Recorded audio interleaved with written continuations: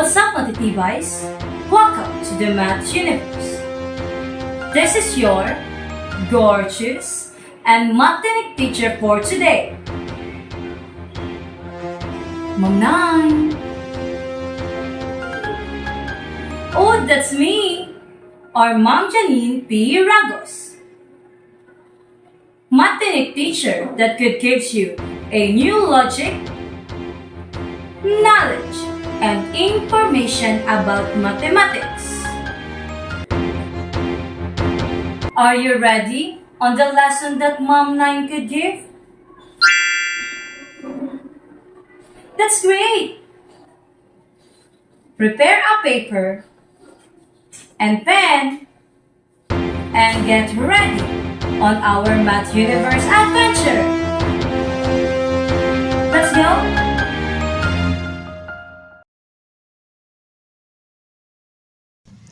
Let us have this. Isn't it yummy? So I am going to ask you, how are we going to taste this? That's right! We are going to get a portion for us to taste this. So what will be the connection on our topic? So let us start with the word population. Population includes all of its elements from a set of data, and the size of the population is the number of observations in the population. So, let us say this is the population. And what if I just chose? Yan! That would be called sample. Sample consists of one or more data drawn from the population. It is a subset or an incomplete set taken from a population of objects or observations. So, why do you think we need to get a sample? Do you have any idea? If your answer is taking as samples instead of a population saves time and cost effective, your answer is correct! So, it is just like the pizza a while ago. For us to taste the pizza, we are just going to get a piece of it. It is just like the whole pizza will be the population, and the piece that we get for us to taste it will be the sample. Let us try this. Let us say that the grade 11 of UWAS Polytechnic School has 267 students. What will be the population? If your answer is 267 students, then your answer is correct!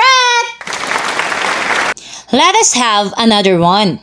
When a researcher considers a school as the target of his study and the school has 2,325 students, what is the population? If your answer is 2,325 students, then your answer is correct! How about this? If you are the researcher and you would like to do an interview, will you consider the whole population of the school? If your answer is no, then you have an idea on our lesson. Let us have this question. What do we call the process of selecting a sample? Any idea?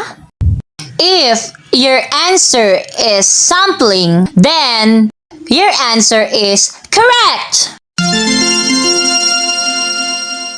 Because sampling is the process of selecting a sample. Let us go to the types of sampling. The first one will be the random sampling, and the second will be the non-random sampling. Let us focus first on the random sampling. What is all about? Random sampling is a part of the sampling technique in which each sample has an equal chance of being selected.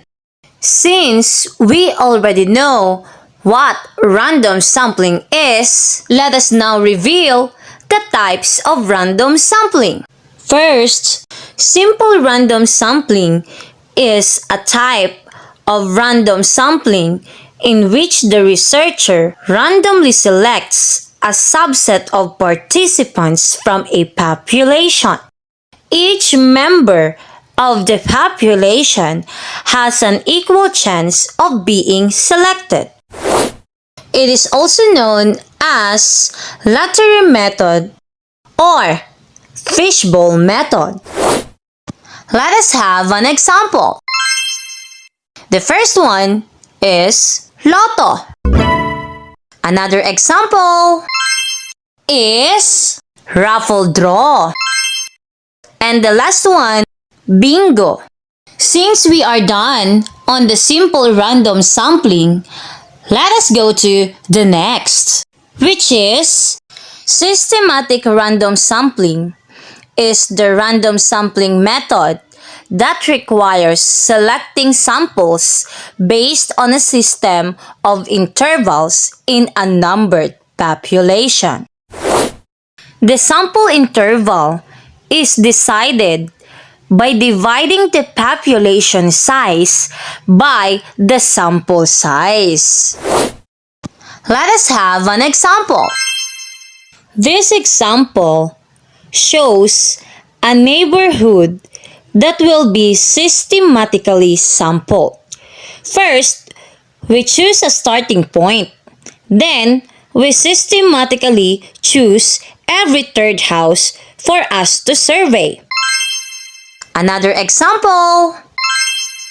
Since you have 12 members as your population and you need to have 4 respondents as your sample, you are going to find first the sample interval, wherein we have 12 divided by 4 and we get 3. This means that you would sample every third person in your list of 12 people.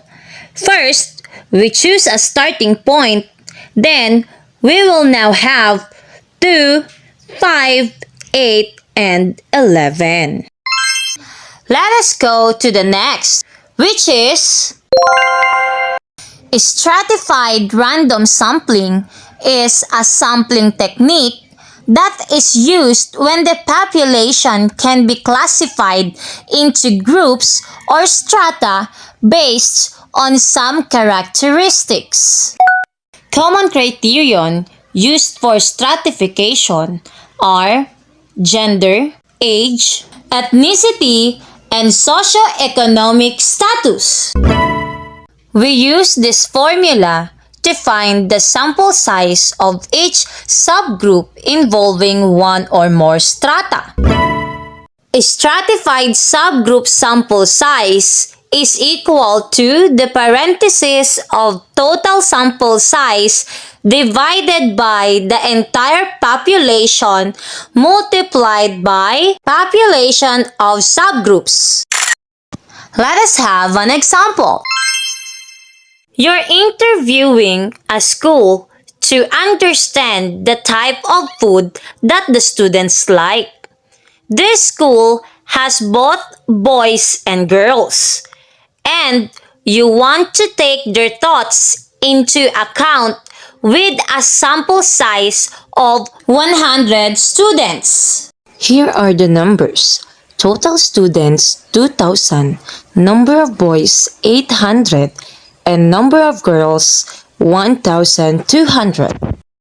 So, using the stratified random sampling formula, total girls in the final sample, the parenthesis of 1,200 divided by 2,000 multiplied by 100, our final subgroup will be 60. Same with the boys. The parenthesis of 800 divided by 2,000 multiplied by 100. And we get 40. Another example. Suppose to be, you are going to conduct a survey to 18 people. That consists of 8 males and 10 females. And you only need 7 people as your respondents. Let us go to the cluster random sampling. Cluster random sampling is a sampling method where the population is first divided into separate groups called clusters. Let us have an example.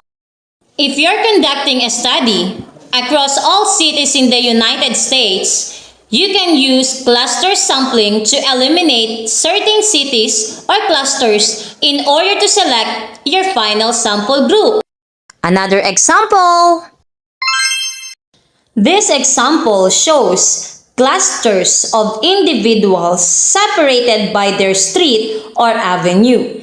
Researcher then chooses one street or avenue to do his survey.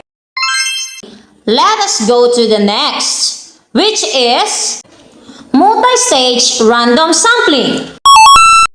Multi-stage random sampling is a combination of 2 or more sampling techniques. Let us have an example. A researcher wants to understand pet feeding habits among people in the USA. For this, he or she requires a sample size of 200 respondents. The researcher selects 10 states out of 50 at random. Further, he or she randomly picks out of 5 districts per state. Since we already know all the concepts of our lesson, let us try this.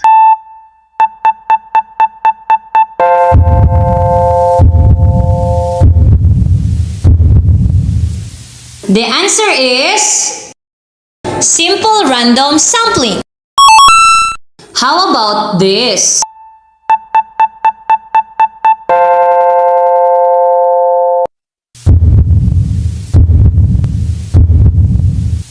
The answer is stratified random sampling. Last item.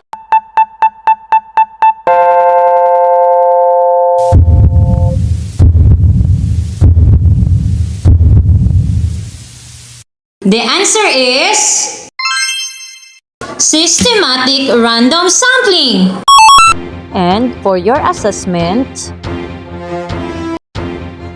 Today had been a great learning experience.